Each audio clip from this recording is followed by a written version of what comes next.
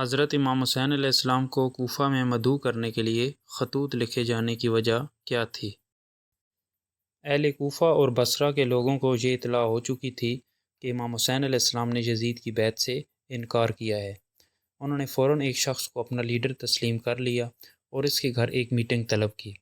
انہوں نے میٹنگ میں فیصلہ کیا کہ حالات سازگار ہیں، معاویہ کا انتقال ہو چکا ہے، یزید کی حکومت ہے، بڑے بڑے جلیل القدر لوگوں نے اس کی بیعت سے انکار کر دیا ہے، لہٰذا موقع سے فائدہ اٹھایا جائے اور امام حسین علیہ السلام کو کوفہ آنے کی دعوت دی جائے اور ہم ان کے ہاتھ پر بیعت کریں گے اور اس طرح فاسق و فاجر انسان یزید کی حکومت کا خاتمہ کریں گے۔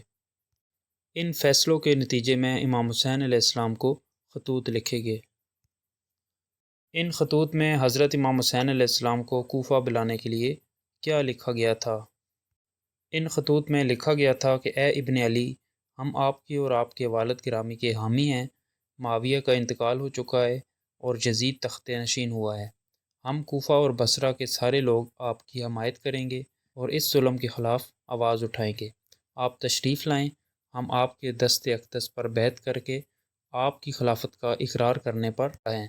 اگر آپ اس دعوت کے باوجود نہ آئے تو ہم قیامت کے دن اللہ کی بارگاہ میں شکایت کریں گے کہ ہم نے ظلم کے خلاف آواز بلند کی لیکن آپ نے ہماری دعوت پر لبیک نہیں کہا۔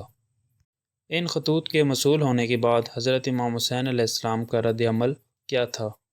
آپ کے پاس یہ خط پہنچے تو آپ کی غیرت دیدنی تھی اور آپ نے علم جہاد بلند کرنا اپنا فرض سمجھ لیا۔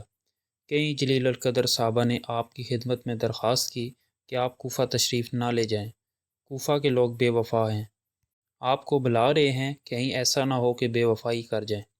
حضرت امام حسین علیہ السلام نے فرمایا کہ اب مجھ پر امر بالمعروف اور دعوت حق کی خاطر جہاد کرنا فرض ہو چکا ہے، وہ لوگ جفاکار ہوں یا بے وفا، مجھے ان کی بے وفائی سے کوئی واسطہ نہیں۔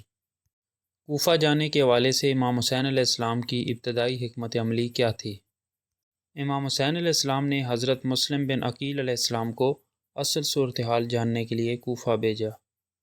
حضرت مسلم ابن عقیل علیہ السلام کے کوفہ پہنچنے پر ان کے ساتھ کیا سلوک کیا گیا؟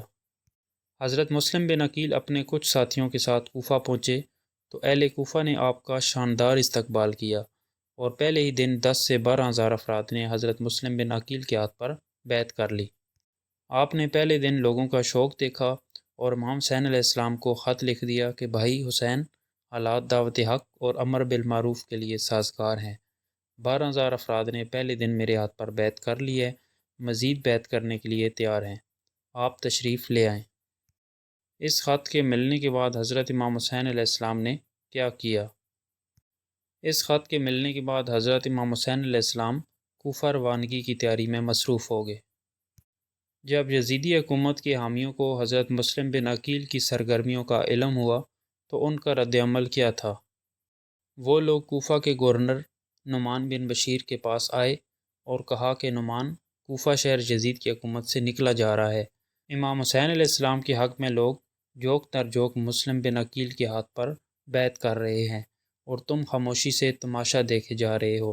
مسلم بن عقیل کو گرفتار کرو اور قتل کر کے ان کا صفایا کرو تاکہ فتنہ اور فساد کا امکان نہ رہے۔